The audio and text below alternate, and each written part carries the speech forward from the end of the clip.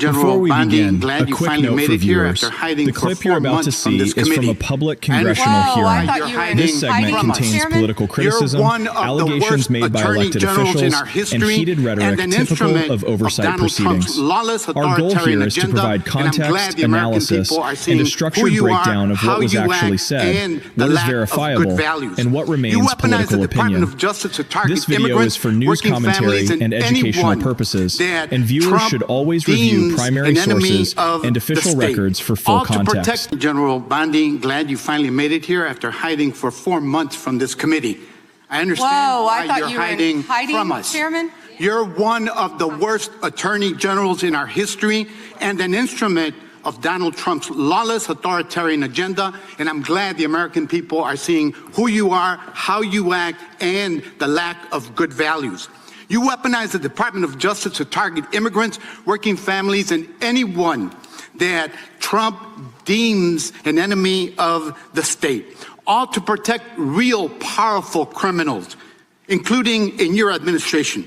My Democratic colleagues have focused on your cover-up of the Epstein files and your passion for protecting pedophiles and child traffickers. That alone is grounds for impeachment. But there's so much more to your corrupt tenure as Attorney General. You directed prosecutors to investigate elected officials in welcoming jurisdictions, and you got thrown out of court when you sued Chicago, Cook County, and Illinois. You directed prosecutors to prioritize low-level immigration cases while gutting enforcement against corporate criminals and public corruption. You revived draconian law of 1798, which should be repealed to illegally send people to a torture prison in El Salvador. You fired over 100 immigration judges, including the assistant chief immigration judge in Chicago, without cause, and installed unqualified military judges whom you instructed to deny asylum in violation of the law. You prosecute the president's enemies like Jim Comey and Tish James while giving impunity to federal agents who are murdering and brutalizing and terrorizing constituents, including in Chicagoland, in my neighborhood. I saw it last year firsthand. You and Kash Patel covered up the murder of Silverio Villegas Gonzalez in my district by ICE agents. You tried to investigate Renee Good instead of the ICE agent who murdered her, and you tried to cover up the murder of Alex Peretti by CBP agents. You bring fake charges against protesters like the Broadview Six and Marimar Martinez, whom your administration labeled a domestic terrorist. This is the Montessori teacher who lives in my district, while protecting thugs who terrorize us and DHS authority. That's what you do. Protect and enable the criminals who are plundering our society and destroying what's left of democracy and the rule of law. Epstein accomplices, mass DHS thugs, corporate criminals, Tom Homan, Eric Adams, insurrectionists, the list goes on. And you talk about fighting crime, but you protect any criminal who helps you and Trump turn our country into an authoritarian gangster state. And after all this, nobody supports you. I'm not talking about Democrats. I'm talking about conservative judges who are condemning the rampant lawlessness at DOJ under your leadership. Your prosecutors are quitting in droves over being forced to prosecute low-level immigration cases, including in Chicagoland. Your MAGA base despises you because you're covering up the Epstein file. How ironic. And even your own boss has repeatedly complained to your staff about you, calling you weak and ineffective. Weak and ineffective. That's what Donald Trump thinks of you already. You will not win, however. Chicagoland rejects you. The American people reject you. Our communities have demonstrated our strength and resilience in the face of cruelty and cowardice. Democrats must impeach and remove lawless officials like you and Kristi Noem and impose accountability for every criminal action. But you can spare yourself more humiliation. Resign now and submit yourself to accountability by the American people.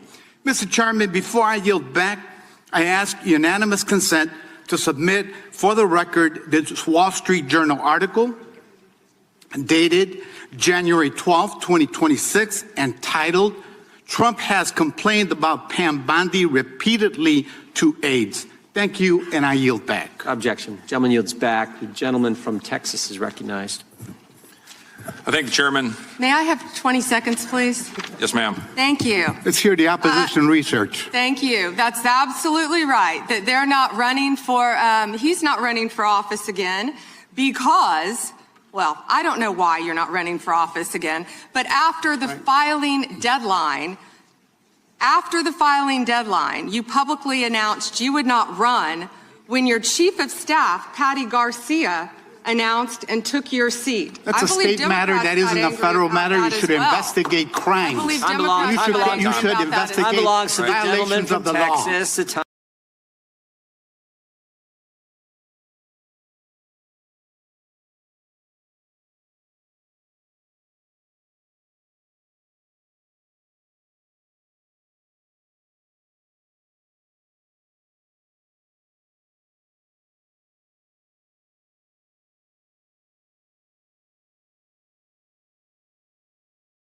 General Bondi, Attorney General Pam Bondi had not appeared before this particular congressional committee. Whoa, I thought you were she finally testified, the tone of the hearing immediately turned confrontational. Representative Jesus Chuy García of Illinois delivered a sharply worded critique during the session, outlining a series of accusations, policy disagreements, and concerns about the direction of the Department of Justice under her leadership.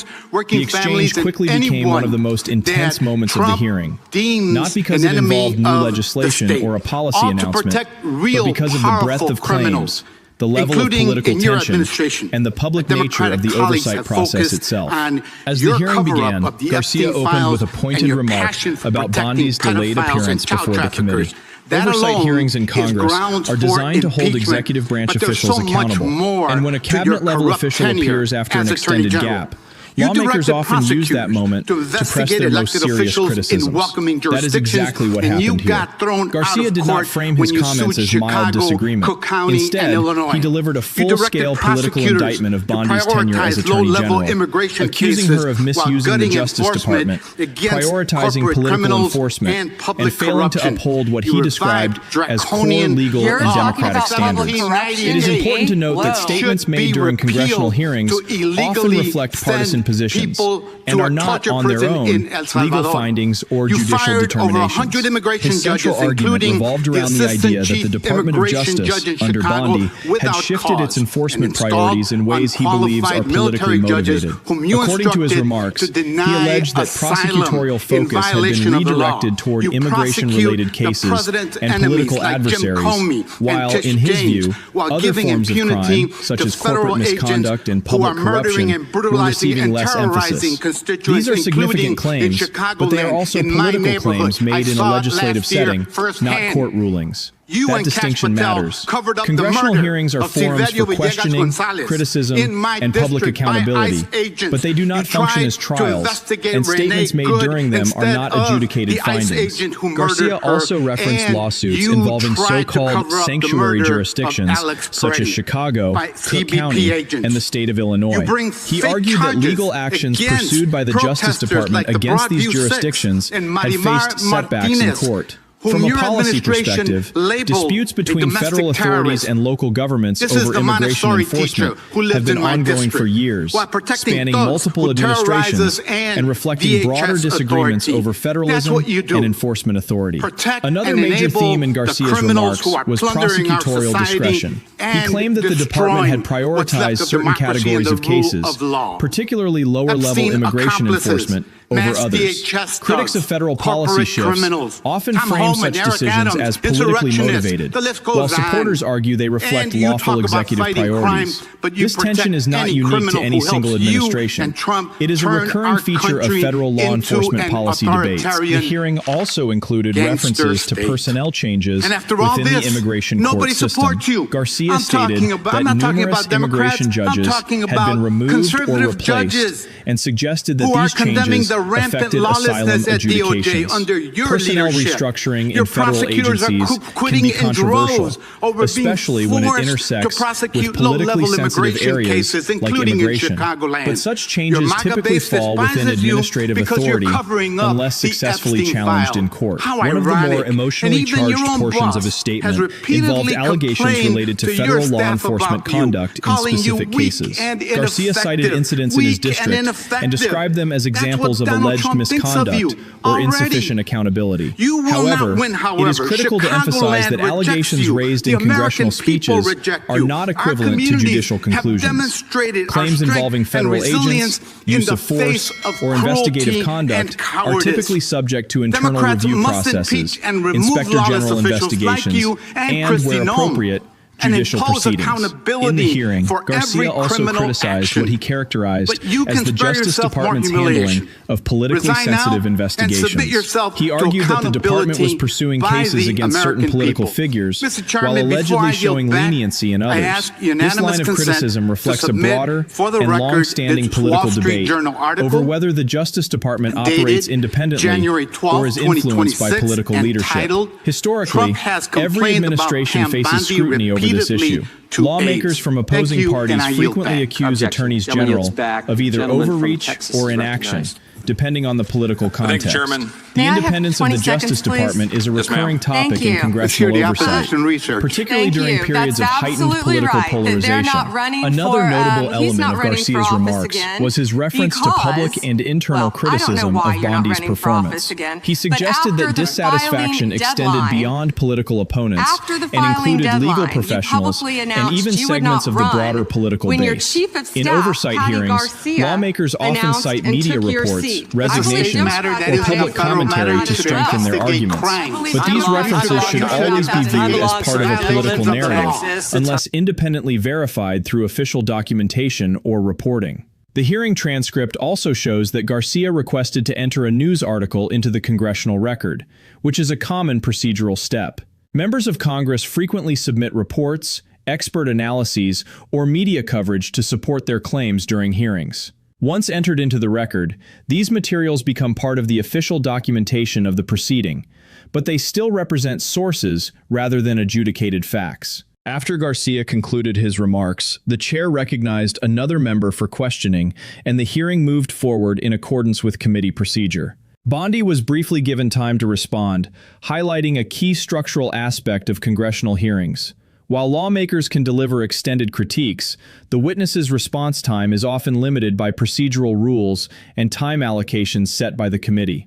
From a political communication standpoint, what made this exchange particularly notable was not just the criticism itself, but the framing. Garcia's comments were structured as a comprehensive critique of leadership, enforcement priorities, institutional conduct, and perceived political alignment.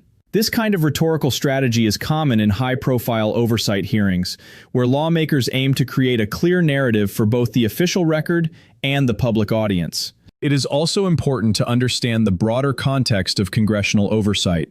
The House Judiciary Committee, like other oversight bodies, has the authority to question executive branch officials about policy decisions, enforcement strategies, and administrative conduct.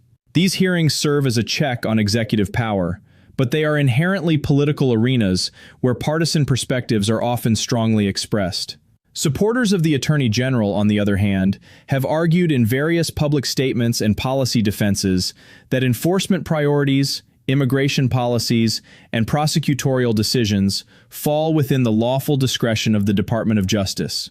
They contend that criticisms raised in hearings often reflect political disagreements rather than legal violations. This illustrates the dual narratives that typically emerge after contentious oversight sessions. Another layer of complexity comes from the broader political environment in which the hearing took place. Discussions about federal law enforcement, immigration policy, and the independence of the Justice Department have become central issues in national political discourse. As a result, hearings involving the Attorney General are not just administrative reviews, they are also major political events that shape public perception. The tone of Garcia's remarks also reflected a broader trend in modern congressional hearings, where rhetoric has become more direct and confrontational compared to earlier decades. Analysts often point out that increased media coverage and digital dissemination have transformed hearings into public-facing political moments, where lawmakers speak not only to the witness, but also to the electorate. During his statement, Garcia framed his critique as representing the concerns of his constituents and communities in his district. This is a common rhetorical approach, as members of Congress frequently anchor their arguments in local impact to underscore the real-world consequences of federal policy decisions. He concluded his remarks with a call for accountability and institutional reform, emphasizing his view that oversight is a necessary mechanism in a democratic system. Calls for resignation, investigations, or policy changes are not unusual in contentious hearings, particularly when the witness is a high-ranking executive official. From an analytical perspective, the key takeaway is that the hearing did not produce legal rulings or immediate policy changes. Instead, it functioned as a public accountability forum where elected officials articulated concerns, criticisms, and political positions regarding the Justice Department's leadership and priorities. For viewers and observers, it is crucial to separate three elements: verified facts, political allegations, and policy disagreements. Verified facts include the occurrence of the hearing, the statements made on record, and the procedural actions taken by the committee. Political allegations are claims raised by lawmakers that may or may not be substantiated through investigations or legal proceedings. Policy disagreements involve differences in interpretation regarding enforcement priorities, administrative decisions, and legal strategy. Media coverage following the hearing has focused heavily on the intensity of the exchange rather than any immediate procedural outcome. This reflects how modern political discourse often amplifies the most confrontational moments of oversight proceedings, especially when they involve senior officials and high-stakes policy debates. It is also worth noting that congressional hearings are only one part of the broader accountability system. Inspector General reviews, court decisions, internal DOJ oversight mechanisms, and legislative investigations all play roles in evaluating the conduct of federal agencies and their leadership. In summary, the hearing featuring Attorney General Pam Bondi and Representative Garcia was a highly charged oversight session marked by strong political criticism, procedural formality, and competing narratives about the role and direction of the Justice Department. Garcia presented a sweeping critique of policy priorities and institutional conduct, while the structure of the hearing limited extended rebuttal within that specific segment. Whether one views the exchange as a necessary exercise of democratic oversight or as partisan confrontation largely depends on political perspective. What is clear, however, is that the hearing underscores ongoing national debates about prosecutorial discretion, federal enforcement priorities, and the balance between political leadership and institutional independence within the Justice Department.